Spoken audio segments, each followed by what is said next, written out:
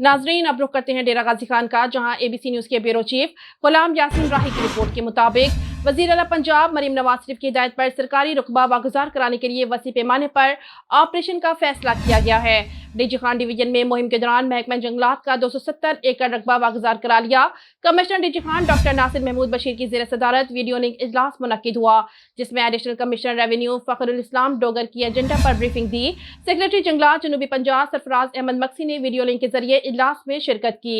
Additional deputy commissioner revenue और महकमा जंगलात के अफसरान मौजूद थे। कमिश्नर को बताया गया डीजी खान डिवीजन में महकमा जंगलात के 26,243 एकड़ पर गैर कानूनी काश्त और 4,624 एकड़ पर तजावुजात रिपोर्ट हुए।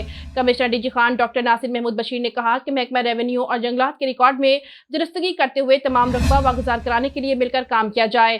तजावुजात और गैर कानूनी कब्जे का रकबा रिपोर्ट न करने पर महकमों के अफसरान के खिलाफ कार्रवाई की जाएगी।